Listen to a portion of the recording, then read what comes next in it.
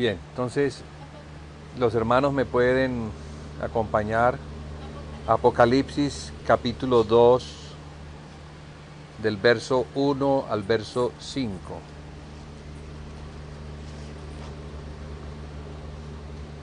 Mensaje a las 7 iglesias. El mensaje a Éfeso. Escribe al ángel de la iglesia en Éfeso, el que tiene las 7 estrellas en su diestra, el que anda en medio de los 7 candeleros de oro, dice esto: Yo conozco tus obras y tu arduo trabajo y paciencia, y que no puedes soportar a los malos, y has probado a los que se dicen ser apóstoles y no lo son, y los has hallado mentirosos. Y has sufrido y has tenido paciencia, y has trabajado arduamente por amor de mi nombre, y no has desmayado. Pero tengo contra ti que has dejado tu primer amor. Recuerda por tanto de dónde has caído, y arrepiéntete y haz las primeras obras, pues si no, vendré pronto a ti y quitaré tu candelero de su lugar, y si no te hubieres arrepentido. Amén. ¿Tienes esto? Deja allí, Andrés. Sí. Bien, vamos entonces a mirar este aspecto de la iglesia de Éfeso. Comienzo diciendo que Apocalipsis es una profecía dada a 7 iglesias que se encontraban en Asia en el tiempo del apóstol Juan. Asia era una de las provincias del Imperio Romano. Estamos hablando de hace 2000 años más o menos.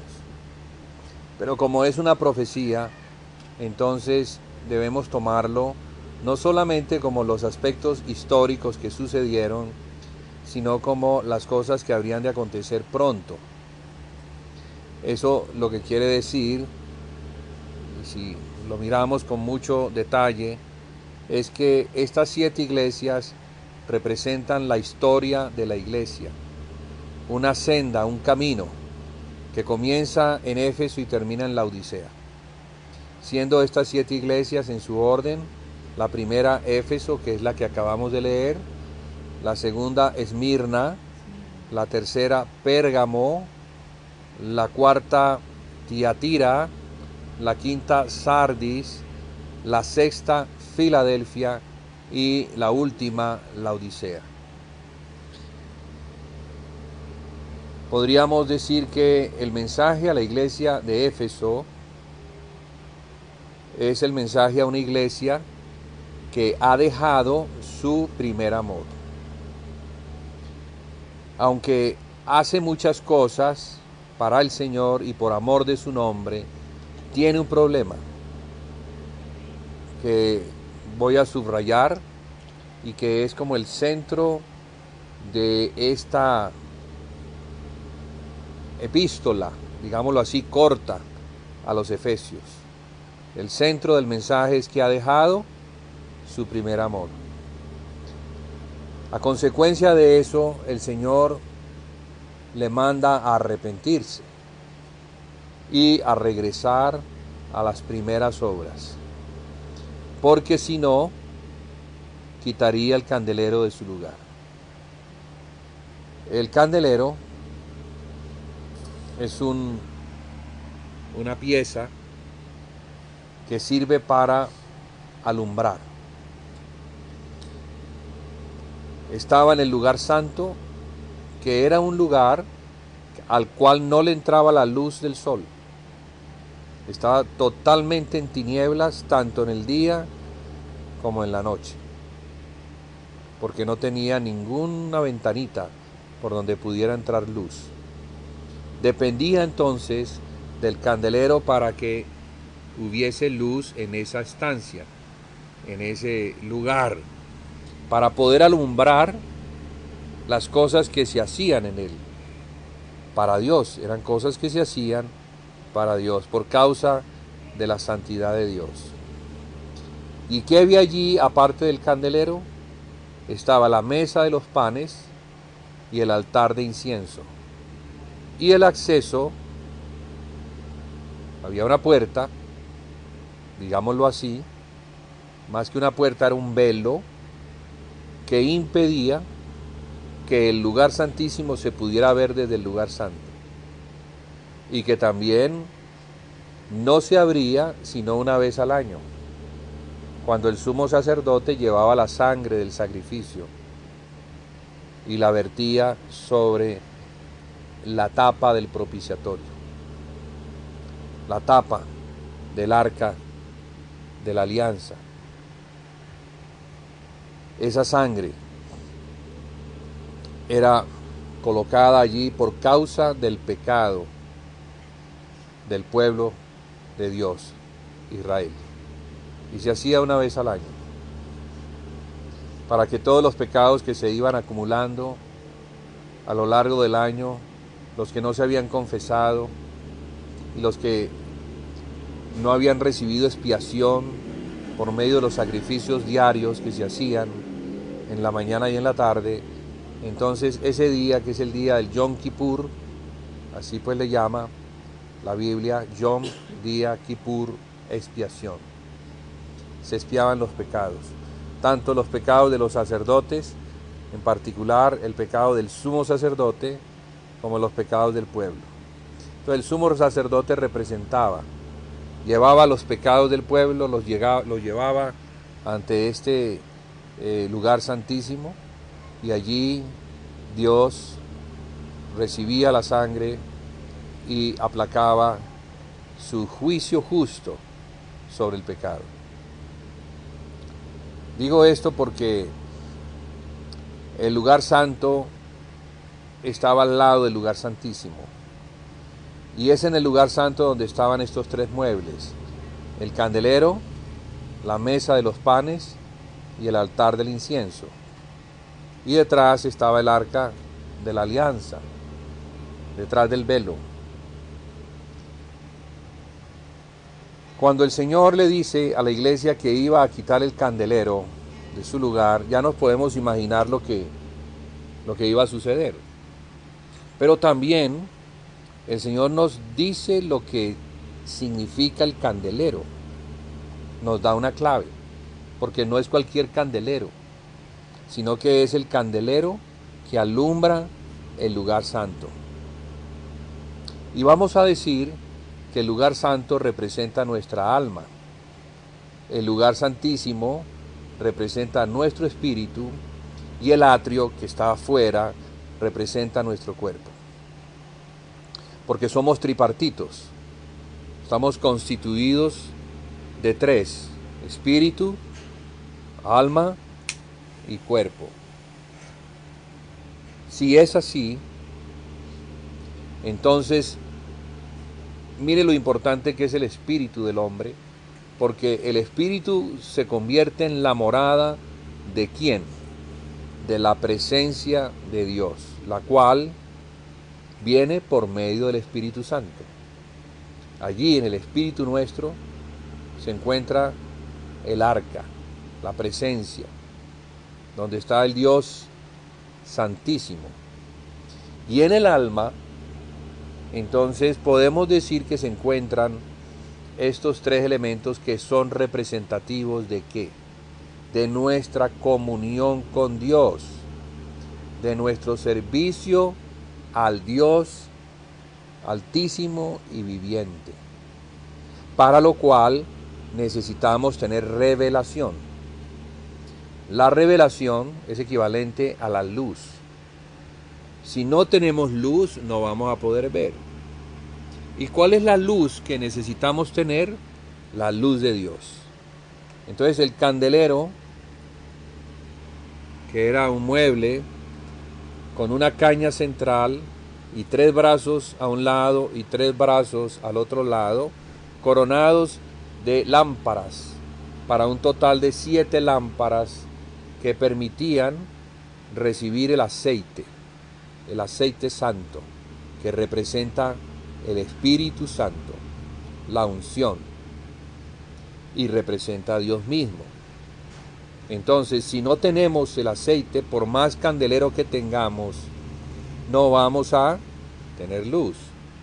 Necesitamos no solamente el candelero, que es la iglesia, sino el aceite, que es la revelación que Dios le da a la iglesia, porque la iglesia es en donde descansa toda la plenitud de Dios. Cuando en esta epístola a los Efesios se dice que hay algo en contra, y es que han dejado el primer amor, lo podemos conectar con el amor a Dios, la comunión que la iglesia tiene que tener con Dios, una comunión que se logra por medio de la palabra, por medio del Espíritu y por medio principalmente de Jesucristo, porque Jesucristo es el camino y la verdad y la vida, y nadie viene al Padre si no es por Él. De modo que el camino que nos conduce al Padre es Jesús. La verdad que nos revela quién es el Padre es Jesús. Y la vida, que es la vida eterna, que procede del Padre,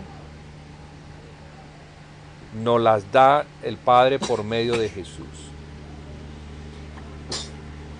Quitar el candelero representa algo muy complejo, porque la estancia quedaría en tinieblas, y al estar en tinieblas yo voy a perder la noción de lo que yo hago para Dios. Y ese ha sido principalmente el problema de la iglesia. El problema de la iglesia se inició, y nos lo muestra la carta a los Efesios, porque dejaron el primer amor, porque dejaron la comunión con el Señor Jesucristo, comunión con la palabra, comunión por medio de la oración, comunión por medio del Espíritu, comunión que es en Jesús, que es el mediador entre Dios y los hombres. La iglesia, a partir de allí, por ese no prestar atención a las Escrituras, no prestar atención a la necesidad que ella tiene de conocer al Padre y de conocer al Hijo, inicia una degradación, un descenso. Por eso vemos allí, recuerda de dónde has caído y arrepiéntete. Ese recuerda de dónde has caído, lo que nos está mostrando es que la iglesia se encontraba en un lugar alto. Ese lugar alto no es físico, es espiritual. Y no es nada menos que los lugares celestiales a donde el Señor Jesucristo llevó a la iglesia en su resurrección hasta ese lugar. Entonces, la iglesia debe entender que ella está para mantener su posición en los lugares celestiales. Pero para mantener su posición en los lugares celestiales, tiene que estar en el Espíritu, tiene que tener la unción, tiene que estar llena del aceite de la unción. En palabras sencillas, llena del Espíritu Santo. Para estar lleno del Espíritu Santo, entonces hay que estar lleno de Jesús. Hay que conocer a Jesús. Hay que conocer la palabra desde el principio hasta el final. Y a eso le vamos a llamar la fe en Dios. La semana antepasada hablamos de uno de los aspectos del fundamento que está en Hebreos 6. Recuerdan ustedes, arrepentimiento de obras muertas. Y luego enseguida viene la fe en Dios. Porque la fe en Dios, ¿cómo viene? ¿Cómo aumenta nuestra fe en Dios? ¿O cómo aumenta el conocimiento que debemos tener del Hijo de Dios? Por medio del oír. Porque dice que la fe viene por el oír, y el oír por la palabra de Dios. Creo que no me voy a cansar nunca de hacer este énfasis, y es que si no amamos las Escrituras, si no comemos de Cristo, que es el pan de vida, si no nos alimentamos para que nuestro espíritu se fortalezca y crezca, para que pueda vencer contra el otro enemigo que convive con nosotros, que es el hombre viejo, entonces el más fuerte va a gobernar al más débil. ¿Y quién debe ser el más fuerte? El más fuerte debe ser el hombre nuevo. ¿Y cuál es el hombre nuevo? Cuando nacimos de nuevo y el Señor, por su misericordia, nos dio un nuevo espíritu, allí somos nuevos. Las cosas viejas han pasado. Dios ha hecho todo nuevito en el espíritu que nos ha dado en regeneración. Es como resucitar algo que se encontraba muerto. En realidad estaba muerto en delitos y pecados. Pero por lo que el Señor Jesucristo hizo en su muerte y en su resurrección, Dios ahora puede darnos no solamente el perdón de pecados, sino darnos su Espíritu Santo, para que por medio del Espíritu Santo podamos vivir la vida santa, la vida de Dios, que se vive por medio del Espíritu. Para podernos dar su Espíritu, tuvo que habernos cambiado el espíritu que se encontraba muerto. Y más que cambiado, regenerado. Es una operación como de resurrección. Si algo está muerto, el Señor le da vida. Y ahora entonces puede recibir la vida que viene del cielo. Es un espíritu humano, pero recibe un espíritu divino. Y por esa comunión, ahora nosotros somos participantes de la divinidad. Sin ser dioses, podemos conocer íntima y perfectamente a Dios por el Espíritu que nos ha sido dado. Pero recuerde que dijimos que ese era el lugar santísimo, equivalente al lugar santísimo, donde está la presencia de Dios. Ahora está el lugar santo, que representa nuestra alma. Nuestra alma tiene que ser cambiada, transformada, renovada, no regenerada, porque regeneración habla de vida nueva, de una vida que no se tenía y que ahora se tiene por medio de una operación del Espíritu de Dios. Ahora esta renovación también es una vida nueva, pero es una transformación de nuestro corazón, que opera en la medida en que adquirimos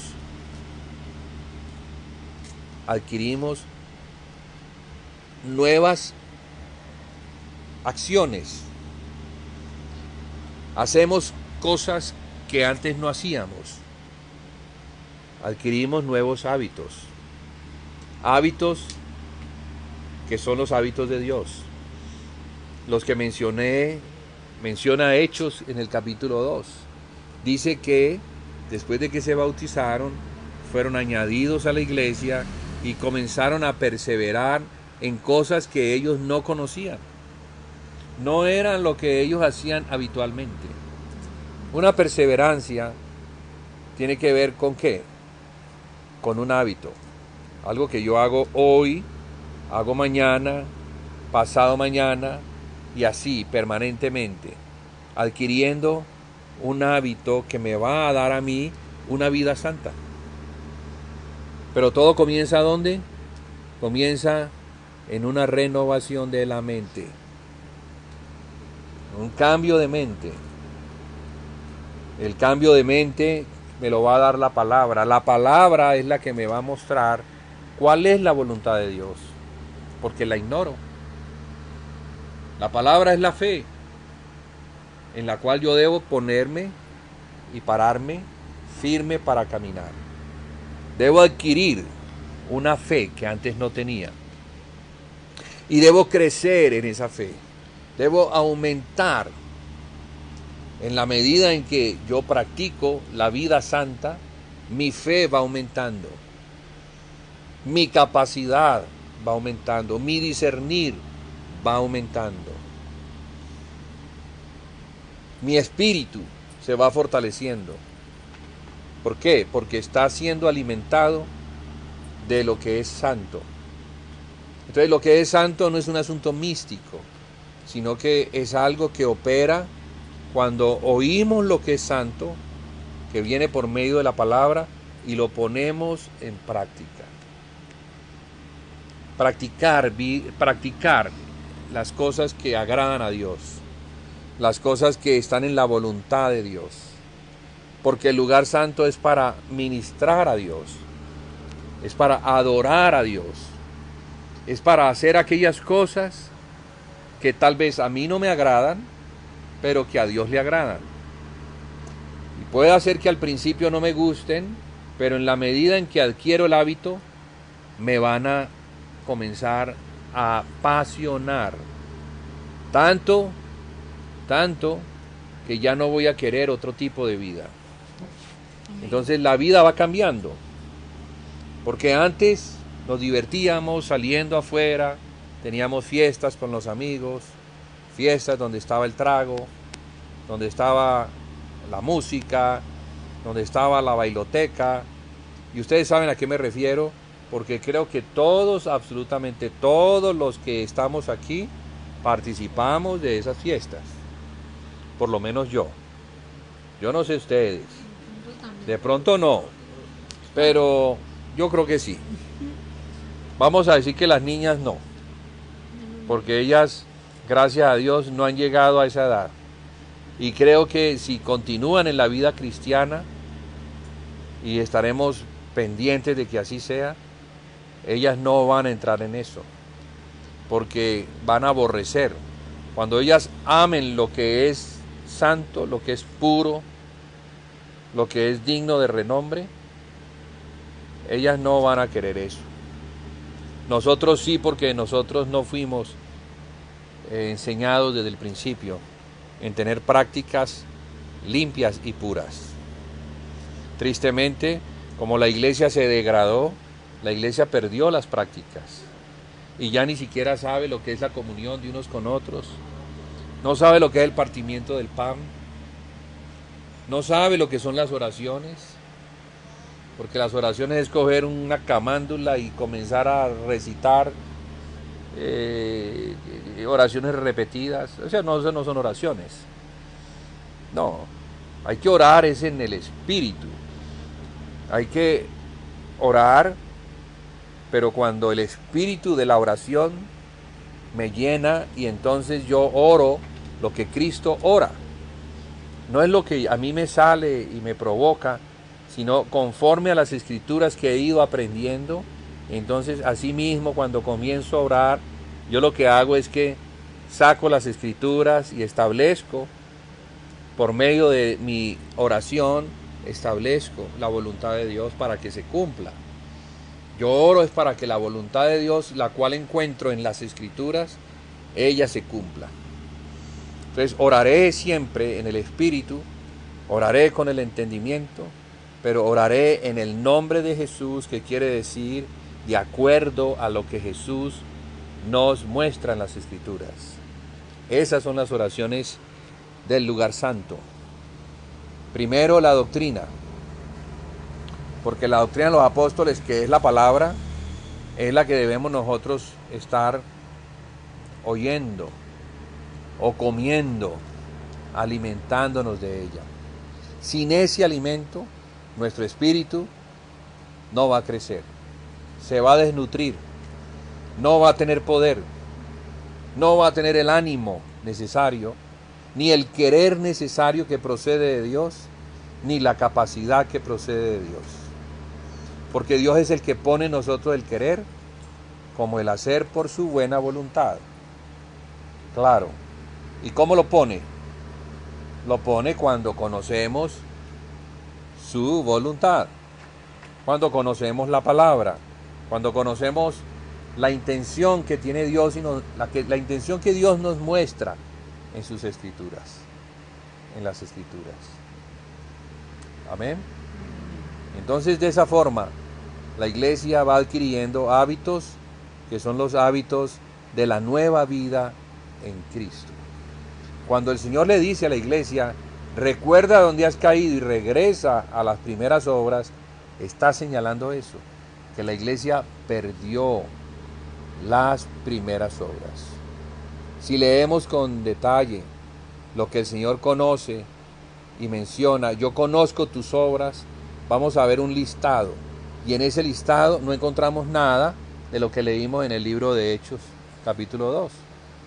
Allí no se menciona que ellos tienen comunión unos con otros, no se menciona que tienen el partimiento del pan, no se menciona que perseveran en las oraciones, ni en la doctrina de los apóstoles, no se menciona. Lo que destaca es que en ese estado la iglesia no puede avanzar hacia la estatura del varón perfecto. La iglesia va a comenzar a degradarse, a entrar en el terreno de la apostasía, y poco a poco, pasados los años, ella de Dios no sabe nada. Y la historia lo confirma. La historia confirma que el período conocido como oscurantismo duró 1000 años. ¿Y por qué se le llamó oscurantismo? Porque los fieles, los que creían en Jesucristo, no conocían a Dios. No tenían cómo ir a las escrituras. No existían las escrituras para los fieles. No había manera de acceder a ellas. Ahora, gracias a Dios, las tenemos. Las podemos conseguir con mucha facilidad. Podemos ir a una librería y comprar una Biblia. No son muy costosas, aunque las hay costosas. Podemos descargar en el celular la palabra de Dios, la Biblia. Podemos tener algunas versiones que tienen audio, entonces oír la palabra de Dios. Hermanos y hermanas, no podemos esperar que una iglesia crezca, que una iglesia sea madura, que se fortalezca, a menos de que amen las escrituras. No podemos ser más cristianos de asiento, de butaca, que nos vamos a la iglesia a sentarnos a oír al predicador. No, la iglesia, aunque tiene eso, también tiene a alguien que enseña, a alguien que predica. Principalmente la iglesia se reúne para hablar de Cristo en una mutualidad, donde todos los hermanos tienen algo, comparten, han leído, y cuando han leído y conocen por lo que han leído y han orado, entonces tienen algo para compartir. Y de esa manera, en ese compartir, la iglesia se va fortaleciendo toda, porque dice que es hasta que todos lleguemos a la unidad de la fe y del conocimiento del Hijo de Dios, a la estatura del varón perfecto, a la plenitud de Cristo. ¿Para qué? Sigue diciendo, para que ya no seamos fluctuantes, dejándonos arrastrar por cualquier viento de doctrina, que aparezca un día, aparezca otro día, aparezca otro día, y como no tenemos bases sólidas, como no nos hemos fortalecido en el Señor, como no hemos crecido porque no hemos querido, o porque no hemos entendido, o porque nos parece que la iglesia es un sitio a donde hay que ir, y no nosotros mismos somos la iglesia. La iglesia no es un sitio geográfico. La iglesia es el cuerpo de Cristo conformado de miembros, donde cada miembro hace parte de ese cuerpo, o sea, hace parte de la iglesia. Y como miembro entonces tiene una localización y una responsabilidad. Mire los miembros del cuerpo humano.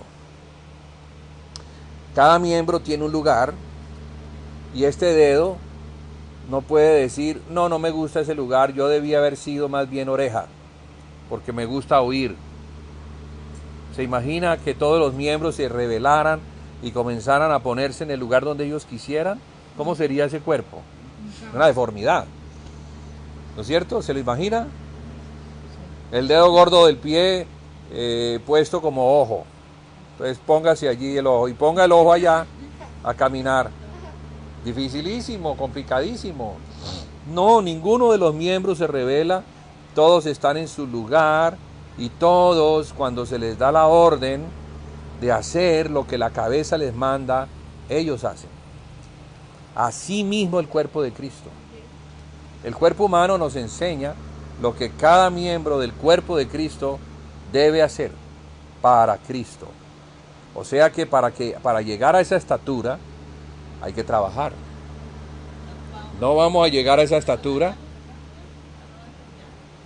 No vamos a llegar a esa estatura, a esa madurez, si no trabajamos. Si no nos ponemos a trabajar.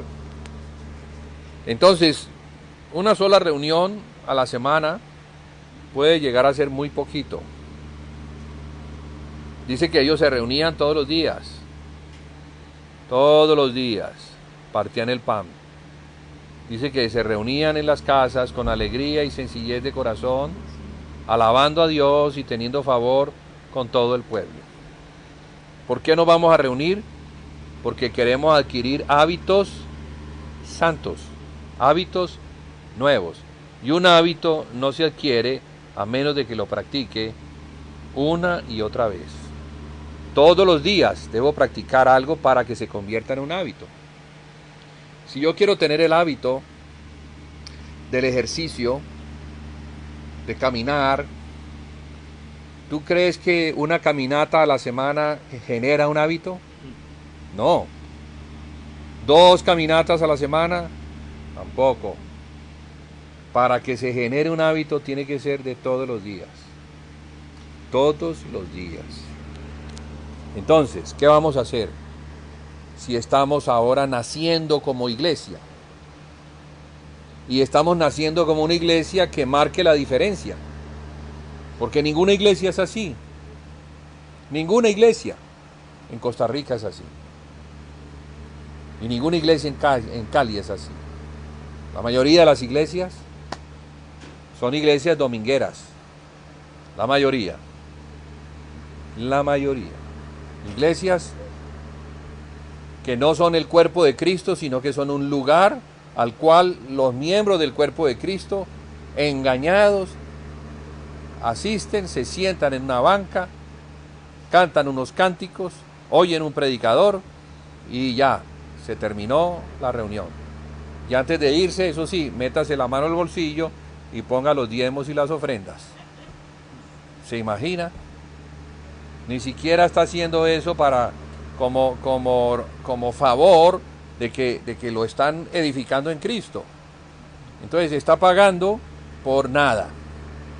Ahora, con esto no quiero decir que la iglesia no deba ofrendar. Debe haber generosidad en nosotros para ofrendar, porque las ofrendas van a servir luego para suplir necesidades mismas de la iglesia o necesidades de hermanos que por alguna razón están padeciendo una necesidad. Entonces eso hay que también considerarlo y hay que poner una cajita y acostumbrarse que sea un hábito de estar ofrendando.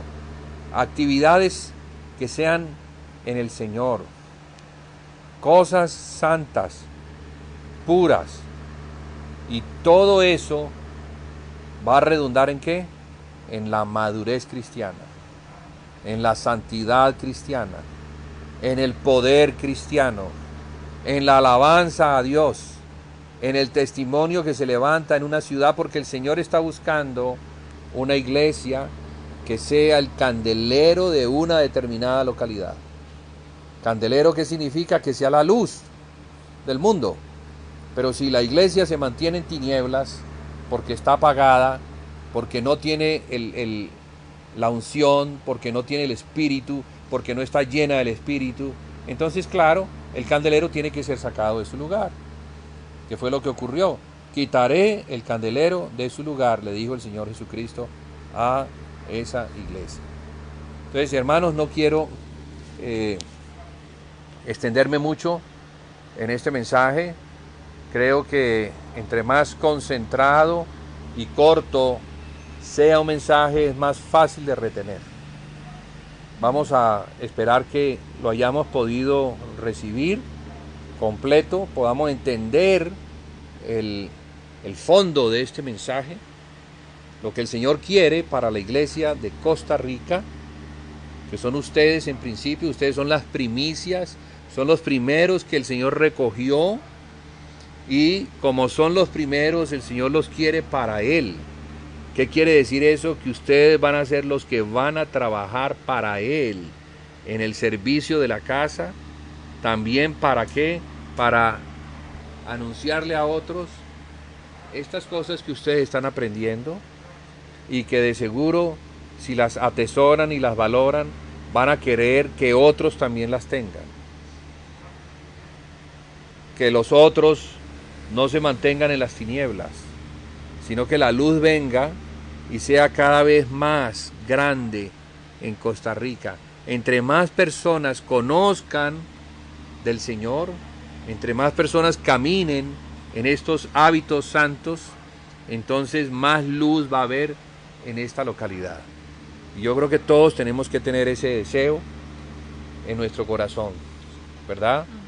Que Costa Rica realmente sea para el Señor. Que la idolatría abandone esta localidad, que los bares se cierren, que todo lo que Satanás propicia, pero no para la honra de Dios, sino para la deshonra de Dios mismo, comience a cerrarse.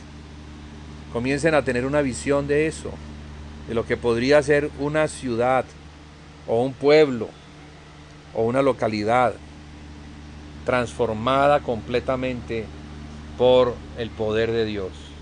Sería maravilloso. Y como lo mayor incluye lo menor, eso quiere decir que si la ciudad es santa, todos los que están dentro de esa ciudad se van a beneficiar. Todo va a ser santo, todo va a ser puro, los ladrones van a desaparecer, las cosas se van a hacer en justicia, los precios van a ser justos, todo va a ser justo. Busquemos el reino de Dios y su justicia, para que todas las cosas nos vengan por añadidura. Pero ese buscarlo es anhelarlo y querer establecerlo en la localidad donde vivimos. Entonces, hermanos, esta es una exhortación de parte del Señor que debe generar en nosotros un arrepentimiento, pero a su vez un ánimo para avanzar, para crecer, para conquistar, porque hay que conquistar. No nos podemos quedar siempre siendo los mismos, porque si mantenemos la misma actitud sin hacer cambios en la actitud, vamos a terminar incluso hasta perdiendo los poquitos que han comenzado. No, entonces a meterle, porque si ya entendemos que debemos hacer cambios actitudinales, y esos cambios tienen que ser en el Señor, cosas nuevas, puras, limpias, santas, eso va a traer para nosotros, para la ciudad, para la región, va a traer cambios muy poderosos. Y ningún tipo de trabajo que hacemos para Dios va a quedar sin recompensa. Créanme que no trabajamos por el dinero, no trabajamos por las cosas temporales que van y vienen, trabajamos por recompensas que son y de vida eterna, porque vamos a morir, pero vamos a resucitar y vamos a comparecer ante el Señor Jesucristo a presentarle la obra que hemos hecho. Y si la obra que hemos hecho es aprobada, vamos a recibir una justa recompensa. Y esa recompensa es para la eternidad.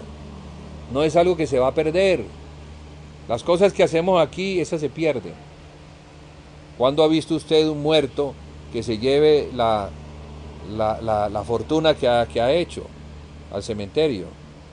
No.